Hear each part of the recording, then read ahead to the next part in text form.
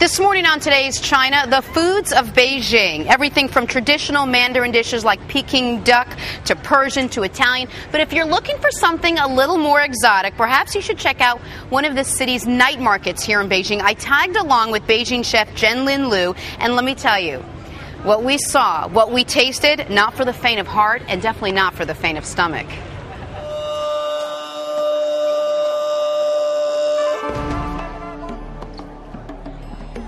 Welcome to Beijing. And welcome to Beijing's appetite. Frequented by locals and tourists alike, these popular street markets offer, let's call them an eclectic mix of snack foods for just a few bucks. A lot of the traditional neighborhoods have been torn down in Beijing where these snacks used to be sold, and now they've just centralized it all in this area. Traditional foods like dumplings, noodles, and lamb can be found, as well as candy-coated fruit on a stick. But if you truly want to embrace the culture, it may take more than just an appetite here. You're going to get lots of things on sticks. Okay, and an easier way to eat them, though, right? Yeah, and anything comes on a stick here. Everything from lamb to silkworms. Wait a minute, did she say silkworms? What is this? Those are silkworms. Warning, those with weak stomachs may want to rethink this. This is stomach. This is cow tendon. We have lizards here. Lizards? Oh my goodness. Seahorses. Okay, back to those silkworms. It's very nutty in flavor. It tastes a bit like a giant cashew. Well, as the saying goes, when in Rome. Do I eat the whole thing or just half of it, like a bite of it? I would go for the whole thing because you don't really want to know what's inside. Ooh. Well, it does taste nutty. Still trying to swallow. After having my very first fried silkworm, I decided to see what else the market had to offer. If the stick is shaking, it's because my hand is shaking.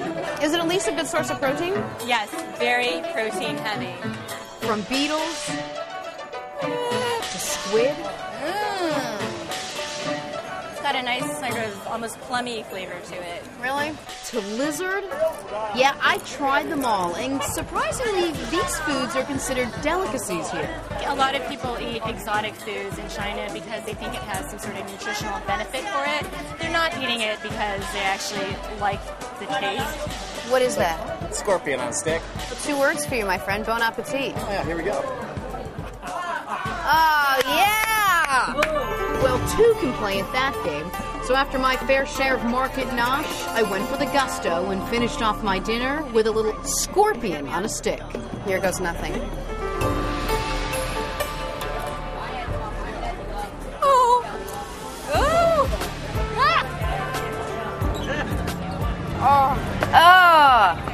It looks worse now watching it than when I actually ate it, It looks I pretty think. bad. Yeah, definitely. Jenna Liu, author of Serve the People, A Stir-Fried Journey Through China, was with me for that wonderful experience. You're brave. So were Brave you. soul. So were you, let me tell you. Thank you so much for being with us. Okay, so some of the things we saw in there, scorpions, lizards, beetles, silkworms. Are these considered a delicacy here in China? I would say they're more novelty items. It's not a day-to-day kind of staple food of China. There's a real bravado in eating this, as you experience And you have yourself. to make that face when you eat it? That kind of. Oh, you've got it. Have you tried it? No, well, Have you no. tried it yet? Gee, I think we're out of time. Yeah, right. Tell me, we're smelling the eggs. You said. These are 1,000-year-old eggs, and actually that's a misnomer. They're actually about 3-month-old eggs. Basically, you take a dug egg, and then you make a concoction of salt, lime, and dirt, and you actually Aromatic. bury them in your backyard. Well, thanks for coming on and sharing. You were brave. Very brave. Nice job. Extremely brave.